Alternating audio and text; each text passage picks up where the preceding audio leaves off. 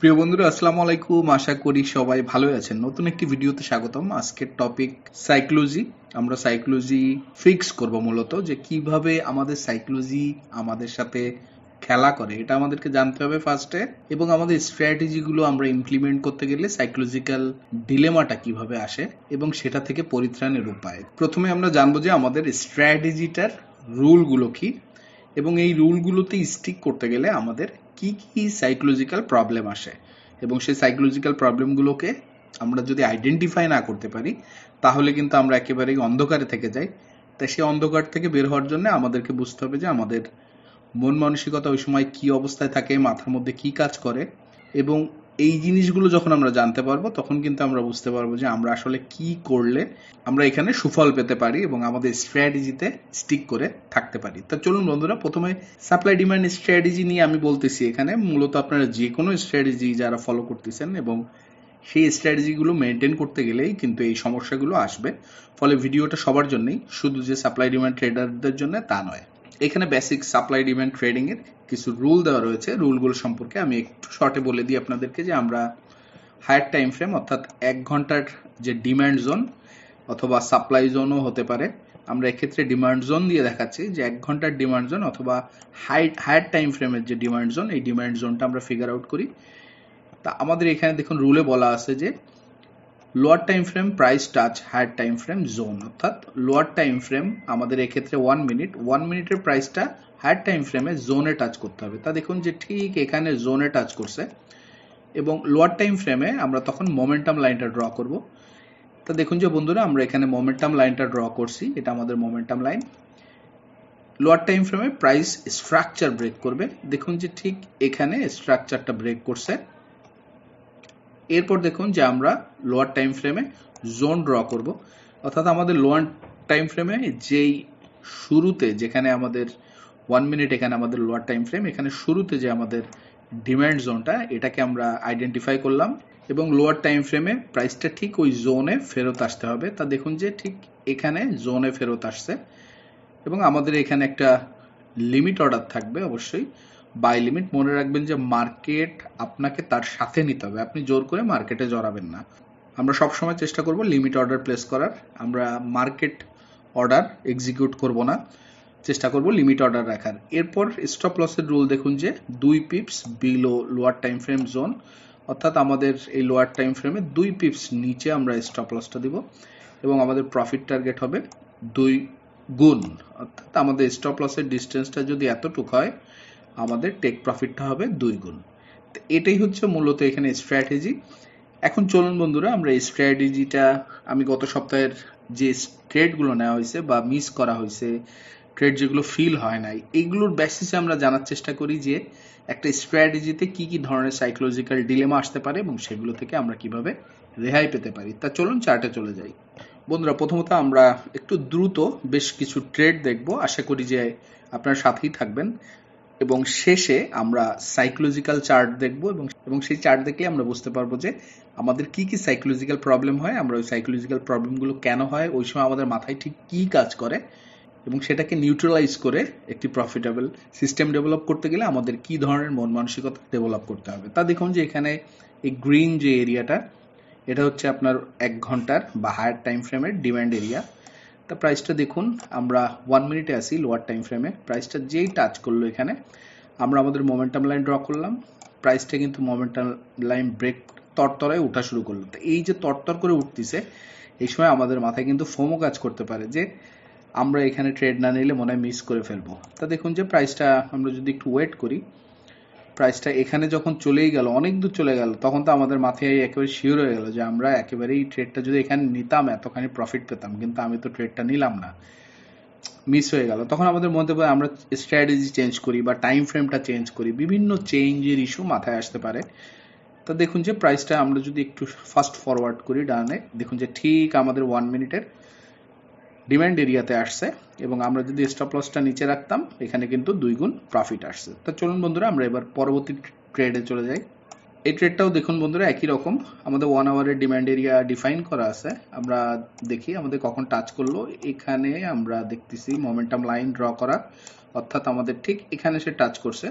আমরা momentum line draw করছি, আমাদের স্ট্রাকচারটা এখানে লাস্ট ছিল হাই, পরে এখানে যখন আসলো এই হাইটা কিন্তু এখনো ইনট্যাক্ট ছিল, নিচে পড়লো, এই হাইটাকে ঠিক দেখুন যে এখানে ব্রেক করছে। তা ব্রেক করে যখন তরতরায় এই বড় ক্যান্ডেলগুলো প্রিন্ট করতেছে, আমাদের মাথায় ফোমো আসতে পারে যে আমরা মনে হয় ট্রেডটা মিস করে ফেলতেছি।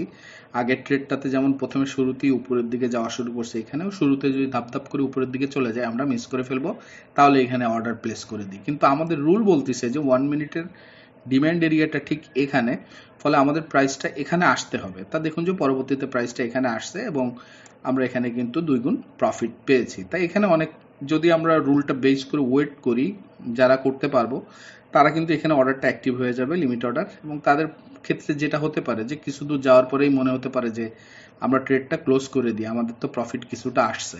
আমরা একটু পরে টেবিলে যাব, সাইকোলজিক্যাল টেবিলটা দেখব এবং সেখানে আমরা ক্লিয়ার হব যে আসলে এই আর্লি ক্লোজের ইস্যুটা কেন আসে, আমাদের কিভাবে পরিত্রাণ পাওয়া যায়। তো চলুন বন্ধুরা এবার পরের এক্সাম্পলটা দেখি।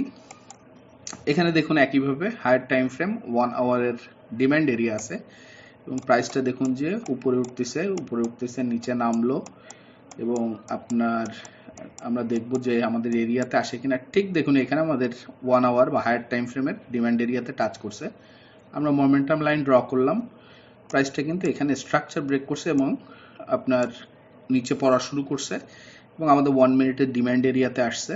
দেখুন আমরা 1 মিনিটের ডিমান্ড এরিয়া ড্র করছিলাম এবং এখানে টাচ করে নাই, দেখুন যে একেবারে ক্লোজ, একেবারে হালকা সামান্যর জন্য আমরা কিন্তু অর্ডারটা অ্যাক্টিভ নাও হতে পারে আমরা যদি ঠিক এর মধ্যে রাখি। এই জন্য আমি রিকমেন্ড করি যে একটু উপর নিচ করে দিবেন, 1-2 পিপস, ডাজেন্ট ম্যাটার।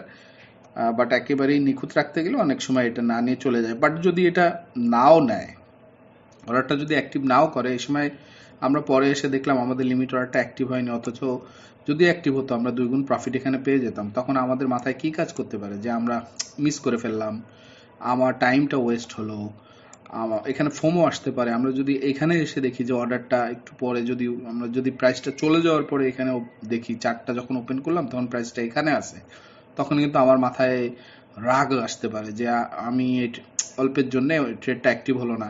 তখন ফোমো কাজ করতে পারে যে তাহলে এখানে অর্ডারটা প্লেস করে দিই, এবং আমার স্ট্র্যাটেজিটা আমি কিন্তু তখন চেঞ্জ করার একটা মেন্টালিটি আসতে পারে।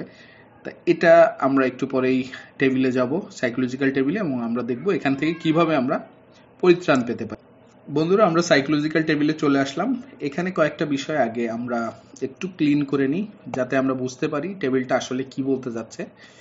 আমরা কি ফিল করতেছি সেটাই হচ্ছে হোয়াট আই ফিল, অর্থাৎ একটা ট্রেডে যখন আমরা ফোমো ট্রেড করতেছি, আমরা যখন স্ট্র্যাটেজি চেঞ্জ করার বিষয়টা আমাদের মাথায় কাজ করতেছে এবং আমাদের যখন আর্লি ক্লোজ করে দিচ্ছে আমরা প্রফিটটা কিছুটা আমাদের পক্ষে গেলেই, তখন আসলে আমাদের মাথায় কি কাজ করতেছে সেটা হচ্ছে ওয়াই আই ফিল দ্যাট, যে আমাদের মাথায় ওই সময় কি কাজ করে।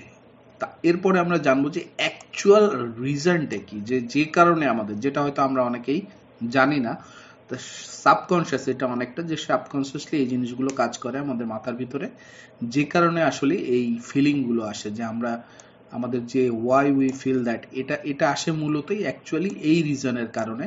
তা আমাদেরকে কি ফিল করতেছি এবং অ্যাকচুয়াল কি কারণে আমরা ওই ফিলটা করতেছি, এই দুই জিনিসটাই বুঝতে হবে এবং ফাইনালি আমরা সলিউশন কি সেটা জানবো। তা দেখুন যে আমাদের যখন ফোমো হয় যে আমরা অর্ডার মিস করে ফেলবো, তাহলে এখানে অর্ডার প্লেস করে ফেলি, বড় বড় ক্যান্ডেল দেখতেছি আমরা এবং আমাদের অর্ডার হয়তো অল্পের জন্যে অর্ডারটা অ্যাক্টিভ না হয়ে চলে যাচ্ছে, তখন আমরা চলে যাওয়া দেখে আমরা অর্ডার প্লেস করতেছি। এগুলো কিন্তু হয় ফিয়ার অফ মিসিং আউট, বা এগুলোর কারণে ফোমো আসে, এটা আমরা বুঝলাম। কিন্তু এর অ্যাকচুয়াল কারণটা কি আপনারা জানেন? অ্যাকচুয়াল কারণ হচ্ছে, দেখেন আপনার মাথায় কাজ করে যে আমি ফাইন্যান্সিয়ালি আমি প্রবলেমে পড়ে যাব যদি এই ট্রেডটা আমার প্রফিটে না আসে, আমি আমার বাসা ভাড়া পে করতে পারবো না, বিল পে করতে পারবো না, আমার বাসার যে গ্রোসারি আছে এগুলো কিনতে সমস্যায় পড়ে যাব।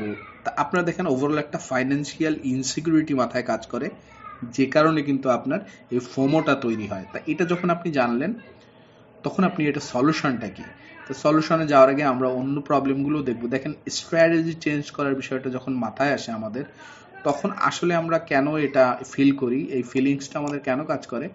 কারণ আমরা যখন ট্রেড মিস করে ফেলি তখন আমাদের মাথায় না, এই স্ট্র্যাটেজিটা মনে হয় কাজ করে না, যেটা আমাদের এখানেও হতে পারে যে আমরা অল্পের জন্য একটা ট্রেড অ্যাক্টিভ হলো না, মিস হয়ে গেল, তখন মাথায় কাজ করতে পারে দূরে স্ট্র্যাটেজি কাজ করে না, ইনঅ্যাক্টিভ অর্ডার যেটাকে আমরা বলতেছি। আবার এমন হতে পারে যে স্টপ লস হিট করলো, যেটা খুবই স্বাভাবিক, trading is a probabilistic game, so এখানে কিন্তু একটা স্টপ লস হিট করতেই পারে। কিন্তু আমাদের স্টপ লস হিট হলেই আমরা যারা নতুন আছি বা অনেকদিন ধরে যারা ট্রেড করতেছি তারাই ডিলেমাগুলো ফিল করি যে স্টপ লস হিট করলে আমার মনে হয় যে স্ট্র্যাটেজিটা আর কাজ করবে না, চল নতুন স্ট্র্যাটেজি নিই। তা আপনি কি জানেন যে অ্যাকচুয়ালি কেন আপনি এরকম ফিল করেন? আপনি যদি না জানেন তখন আপনার মাথায় কি কি কাজ হয় যে আমি এটা যদি এরকমই থাকে তাহলে তো আমি টাকা তৈরি করতে পারতেছি না বা টাকা আয় করতে পারতেছি না, এতে করে আমি ইনসলভেন্ট থেকে যেতে পারি, আমার ফাইন্যান্সিয়ালি আমি ক্ষতির মুখে পড়তে পারি, আমার ভবিষ্যৎ আছে একটা, সেই ভবিষ্যৎটা নষ্ট হচ্ছে। অনেক চিন্তা এই সময় কিন্তু কাজ করে, যেগুলো আপনার ইনসলভেন্সি বেস, যে কারণে কিন্তু আপনার এই ফিলিংসগুলো আসে, যে আমি এই ফিলিংসগুলো আমার মধ্যে চলে আসে যে আমি ট্রেড মিস করলে বা ইনঅ্যাক্টিভ অর্ডার থাকলে বা স্টপ লস হিট করলে আমি ফাইন্যান্সিয়ালি কিন্তু ইনসলভেন্ট হয়ে যাব। আর ফাইনালি দেখেন যে আমরা আর্লি যখন ক্লোজ করি তখন কিন্তু আমাদের মাথায় কাজ করে যে আমি প্রফিট যদি হারাই ফেলি, যতটুকু প্রফিট আমার পক্ষে আসছে, তাহলে তাড়াতাড়ি ক্লোজ করে এই প্রফিটটুকু নিয়ে নিই, এবং আমার এই টাকাটা দরকার, এই টাকাটাই না নিতে পারলে আমার সমস্যা আছে, আমি হয়তো ক্ষতির মুখে পড়ে যাব। তো এটা মূলত কেন হয়? অ্যাকচুয়াল কারণটা হচ্ছে আমাদের কনফিডেন্স লেভেলটা যদি কম থাকে এবং সেম টাইম আমাদের ফাইন্যান্সিয়াল ইনসিকিউরিটিটাও এর সাথে সম্পৃক্ত, যে কারণে কিন্তু আপনার এই টাকাটা অল্প একটু পক্ষে আসলে ওটা নিয়ে নেওয়ার যে একটা টেন্ডেন্সি এটা গ্রো করে, এবং আমার এই টাকাটা লাগবেই এটা মাথায় চলে আসে। কিন্তু লং টার্মে এটা যে একটা সিঙ্গেল একটা ট্রেড এবং এটা যে একটা সিঙ্গেল ট্রেডের লস, এবং আমি যে লং টার্মে অনেকগুলো ট্রেড নিব সেখানে যে আমাকে অ্যাভারেজে পারফরমেন্সটা ডেভেলপ করার জন্য অ্যাভারেজে প্রফিট করতে হবে, এই জিনিসগুলো কিন্তু মাথায় আসে না। তো চলুন এগুলো সলিউশনটা কি দেখেন। এটা কিন্তু আসলে একটা ট্রেড অনলি, প্রত্যেকটা ট্রেড একটা সিঙ্গেল ট্রেড, ওই একটা ট্রেড আপনার এত বেশি কিন্তু চিন্তা করার দরকার নেই, তাহলে আপনি মাইন্ডসেটটা ডেভেলপ করবেন এই একটা ট্রেড আসলে কোনো ম্যাটার করে না, ফলে আমাকে রুলের সাথে থাকতে হবে। তার মানে বিষয়টা যেটা, আমি রুল বেসড একজন ট্রেডার হতে চাই, এটাকে আপনাকে একটা সলিউশন হিসেবে মাথায় দাঁড় করাতে হবে। পরবর্তীতে দেখুন যখন স্ট্র্যাটেজি আপনার চেঞ্জ করার কথা মাথায় আসে, তখন আপনি মাথায় রাখবেন যে টাকা তৈরি করতে গেলে কিন্তু ধৈর্যের দরকার হয়, এবং আমি একজন প্রো ট্রেডার হতে চাই। তো একজন প্রো ট্রেডার কিন্তু স্ট্র্যাটেজি চেঞ্জ করে না, সে একটা স্ট্র্যাটেজিতে স্টিক করে এবং সেই স্ট্র্যাটেজিটাকে সে নিজের করে নেয় এবং সেটাকে আস্তে আস্তে টেস্টিং করে তার দুর্বলতাগুলোকে সরায় বা কমায় এবং সাকসেস রেটটা বাড়ায়। এবং ফাইনালি আপনি যখন আর্লি ক্লোজ করতেছেন, এই আর্লি ক্লোজের ক্ষেত্রে আপনার যে ফিলিংসগুলো আসতেছে, এই ফিলিংসগুলোকে ওভারকাম করতে গেলেও আপনাকে রুল ইজ রুল, এই যে একটা আপনার স্ট্রিক্টনেস বা নিজের উপর বস আপ করা, এটাকে ডেভেলপ করতে হবে। এবং আপনাকে সবসময় অল্টারনেটিভলি মাথায় রাখতে হবে যে আমি আর্লি ক্লোজ করলে কিন্তু আমার প্রফিট ম্যাক্সিমাইজ হলো না, আমি হয়তো এই ট্রেডটাতে অল্প কিছু প্রফিট পেলাম কিন্তু পরের ট্রেডটা লস হতে পারে, তারপর আরেকটা ট্রেড লস হতে পারে। তা ওই ট্রেডগুলো লসগুলো আমি যদি উইনিং ট্রেড দিয়ে না পোষাইনি, তাহলে তো আমি কোনোদিন আমার ট্রেড ব্যালেন্সটা পজিটিভে আসবে না বা আমার গ্রোথটা পজিটিভ হবে না। এভাবে চিন্তা করতে হবে। তো আপনি অবশ্যই ম্যাক্সিমাইজ করবেন আপনার প্রফিট, এরকম স্ট্র্যাটেজি আপনার মাথায় রাখতে হবে যে প্রত্যেকটি ট্রেডে আমি ম্যাক্সিমাইজ করব আমার প্রফিটাবিলিটি। এবং অবশ্যই আপনি একজন প্রো ট্রেডার হতে চান, এই যে একটা আপনার চিন্তা ভাবনা, এটাকে ডেভেলপ করতে হবে। তো বন্ধুরা, আশা করি যে সাইকোলজিক্যাল ইস্যুগুলোকে আপনারা আপনাদের স্ট্র্যাটেজির সাথে মিলতাল করবেন। এটা শুধু যে আপনার সাপ্লাই ডিমান্ড বেস ট্রেডিং স্ট্র্যাটেজির জন্যই তা না, আপনারা যে স্ট্র্যাটেজি ফলো করতেছেন সেটার ক্ষেত্রে আপনাকে কিন্তু জার্নালিং করতে হবে। বিশেষ করে ফাইন্যান্সিয়াল জার্নালিং বা ট্রেড জার্নালিং এর পাশাপাশি আপনাকে কিন্তু সাইকোলজিক্যাল অ্যাসপেক্টগুলোকেও জার্নালিং করতে হবে, যে আমি কিভাবে আমার এই ইস্যুগুলোকে সলভ করতে পারি এবং এর এগেনস্টে কিভাবে একটা স্ট্রং হোল্ড ডেভেলপ করতে পারি, যাতে করে আমি প্রত্যেকবার নিজেকে আরও বেশি শাইন করতে পারি, আরও বেশি শার্পেন করতে পারি এবং আরও বেশি প্রফেশনাল হতে পারি এই ডিপার্টমেন্টে, এবং আমার স্ট্র্যাটেজিতে যাতে সলিডলি আমি ফলো আপ করতে পারি এবং রুলসের সাথে যাতে থাকতে পারি। এবং এর জন্য আপনার এই কেন হয় এবং অ্যাকচুয়ালি কি রিজনের কারণে আপনার মাথায় জিনিসগুলো কাজ করে, এগুলোকে প্রত্যেকটা সময় চর্চা করতে হবে যাতে আপনি তার থেকে বেরোয় আসতে পারেন। তা বন্ধুরা, আশা করি সবাই উপকৃত হলেন। আপনাদের চ্যানেলে নতুন, সাবস্ক্রাইব করে নেওয়ার অনুরোধ রইল। কথা হচ্ছে পরের ভিডিওতে, সে পর্যন্ত সবাই ভালো থাকবেন। আসসালামু আলাইকুম।